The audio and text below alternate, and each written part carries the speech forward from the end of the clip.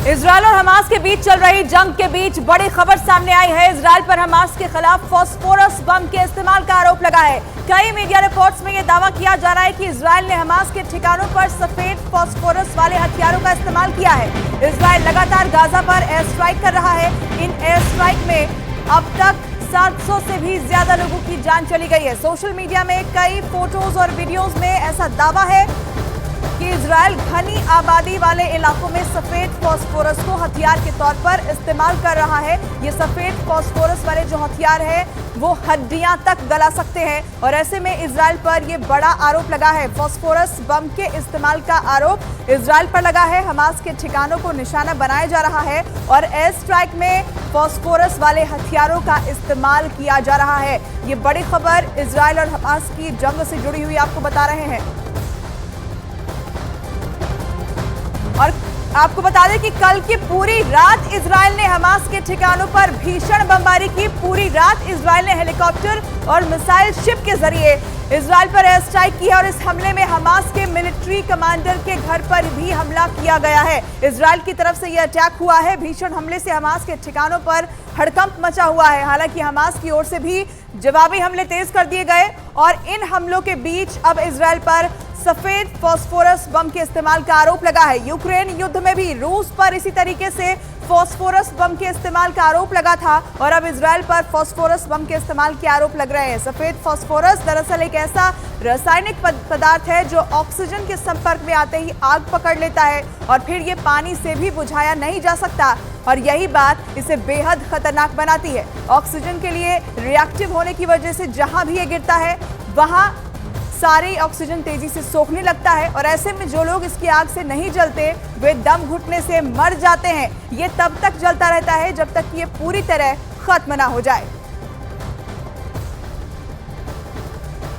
और फास्फोरस बम आखिर क्या होता है ये भी आपको समझा देते हैं। फास्फोरस नाम के केमिकल को किसी इलाके में फैलाने के लिए जिस बम का इस्तेमाल होता है उस बम को फास्फोरस बम का नाम दिया जाता है। ये बम कोई सा भी हो सकता है। इस बम का खतरा ज्यादा इसलिए भी होता है क्योंकि बम फटने के बाद जब फास्फोरस में आग लगती है तो इसका तापमान करीब 800 डिग्री सेल्सियस तक पहुंच जाता है। रिहायशी इलाकों में फास्फोरस बम का इस्तेमाल बेहद खतरनाक माना जाता है क्योंकि इससे वो लोग भी मारे जाते हैं जो बम की चपेट में नहीं आते, क्योंकि बम विस्फोट के बाद फास्फोरस नाम का केमिकल लंबे समय तक जलता रहता है और इससे इलाके का तापमान काफी बढ़ जाता है। फास्फोरस के जलने के लिए ऑक्सीजन का इस्तेमाल होता है। ये वो ऑक्सीजन होती है जो वायुमंडल में मौजूद होती है, यानी जैसे ही फास्फोरस बम का इस्तेमाल होता है ये आसपास के वायुमंडल में मौजूद ऑक्सीजन को सोखना शुरू कर देता है। इंसान जब इस बम की चपेट में आते हैं तो उनके शरीर में तेज जलन शुरू हो जाती है क्योंकि ये फास्फोरस नाम का केमिकल स्किन की नमी से रिएक्शन करके फास्फोरिक एसिड बनाता है और फास्फोरिक एसिड शरीर में मौजूद कोशिकाओं को बेहद तेजी से नष्ट करना शुरू कर देता है। और वहीं आपने ये समझ लिया कि आखिर फास्फोरस बम क्या होता है और अब आपको ये दिखा देते हैं कि ये फास्फोरस बम जिसके बारे में दावा किया जा रहा है कि मौजूदा जंग में इजरायल इसका इस्तेमाल कर रहा है वो कितना खतरनाक होता है। फास्फोरस बम बनाने के लिए सफेद फास्फोरस और रबर के मिश्रण का इस्तेमाल होता है। सफेद फास्फोरस इसलिए भी खतरनाक है क्योंकि इसमें आग लगाने की जरूरत नहीं होती। जैसे ही ये खुले में आता है या कहें कि जैसे ही ये ऑक्सीजन के संपर्क में आता है इसमें अपने आप आग लग जाती है और एक बार अगर फास्फोरस में आग लग जाती है तो इसे बुझाना करीब करीब नामुमकिन हो जाता है। इसे पानी की मदद से भी नहीं बुझाया जा सकता और ऑक्सीजन और फास्फोरस का बहुत ही तेजी से रिएक्शन होता है। इसलिए फास्फोरस बम जहां गिरता है वहां के आसपास के वायुमंडल की पूरी ऑक्सीजन ये सोख लेता है और जब फास्फोरस बम में आग लगती है तो इसका तापमान 1300 डिग्री सेल्सियस तक भी पहुंच जाता है। अब इससे होता यह है कि इलाके में तापमान में जबरदस्त तरीके से बढ़ोतरी होती है और नतीजा ये होता है कि लोगों का दम घुटना शुरू हो जाता है। फास्फोरस बम से तो उच्च तापमान पैदा होता है और उसके आसपास मौजूद लोगों के शरीर शिथिल पड़ने लगते हैं और हार्ट, लिवर और किडनी को तेजी से ये नुकसान पहुंचाना शुरू कर देता है। ये इतना तापमान होता है कि अगर वहां से लोगों को निकाला नहीं गया तो इंसान की हड्डियां तक गल जाती हैं।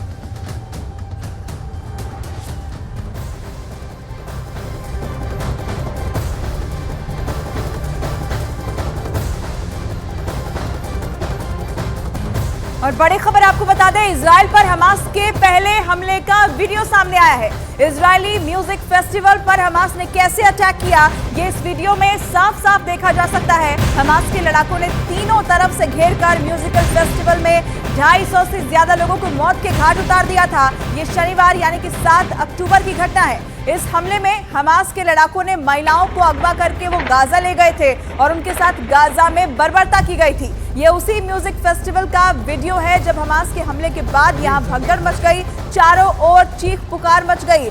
एक ही जगह पर 250 लोगों का नरसंहार कर दिया गया।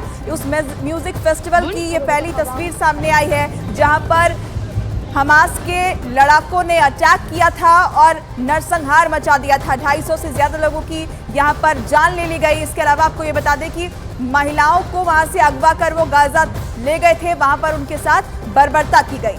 अब आप ये समझिए कि किस तरीके से इजराइल में लड़ाई चल रही है और कैसे इजराइल 3 मोर्चों पर आतंकियों और फिलिस्तीन समर्थकों से जंग लड़ रहा है। एक लड़ाई दरअसल गाजा पट्टी के आसपास चल रही है, एक लड़ाई लेबनान की सीमा पर चल रही है और एक लड़ाई यरूशलेम के आसपास चल रही है। कहां ये लड़ाई है, जरा इसे ग्राफिक्स की मदद से मैप के जरिए हम आपको समझाते हैं। ये देखिए, ये इजराइल का नक्शा है। यहाँ पर आप ये गाजा का इलाका देख रहे हैं जहां से आपको बता दें कि घुसपैठ की गई हमास के लड़ाकों की तरफ से यहाँ पर घुसपैठ होती है। अलग अलग जरियों से यहाँ पर जमीन के रास्ते, आसमान के रास्ते, समंदर के रास्ते यहाँ पर अलग अलग शहरों में घुसपैठ की गई। और ये जो लाल रंग के आप निशान देख रहे हैं, दरअसल ये वो इलाके हैं जहां पर इस वक्त आमने सामने की जंग की स्थिति बनी हुई है इजराइल में। और ये एश्केलोन शहर की बात कर ले, हम जिकिम की बात कर ले, सुदीरो की बात करें, उफ्किम की बात करें, बेरी, रेम और मगेन, ये तमाम इजराइल के वो इलाके हैं जहां पर इस वक्त जो लड़ाई है वो चल रही है। दूसरी तरफ आप ये देखिए कि किस तरीके से अटैक किया जा रहा है इजराइल से गाजा पट्टी में। अब गाजा पट्टी में हो गाजा सिटी हो, खान यूनुस हो और रफा हो, ये 3 वो इलाके हैं जहां पर एयर स्ट्राइक की जा रही है। इन इलाकों में ज्यादातर ये हमले किए जा रहे हैं। और इजराइल में करीब 250 से ज्यादा लोगों के नरसंहार को जिसने अपनी आंखों के सामने देखा, उसने न्यूज 18 के कैमरे पर क्या गवाही दी, वो आपको हम दिखाते हैं।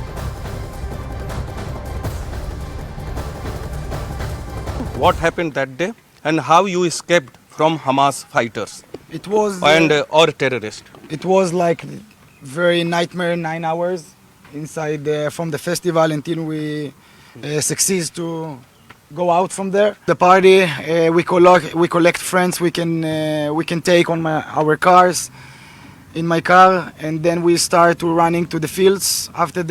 In this time squads of Hamas chasing after us. We succeed to escape inside the trees, and then we stopped. 2 of people from my car split from us. We run from them. They are shooting on us. A squad of two cars with machine guns and 8 motorcycles chasing after me, shooting on my car. Hamas terrorists were there. Succeeds to come to this area and take over on him. And from this point, they are shooting RPGs on cars. They are shooting with the rifles. They are shooting with the Kalashnikovs, and everything is moving.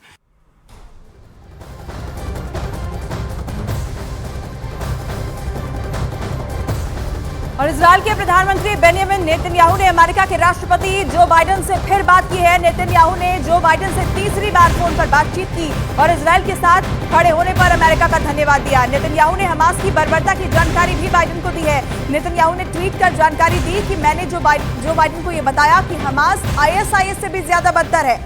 Hamas ने बच्चों, महिलाओं पर अत्याचार किया। ये बड़ी खबर आपको बता दें कि इजराइल के पीएम ने जो बाइडेन को धन्यवाद कहा है क्योंकि अमेरिका ने खुलकर समर्थन किया है।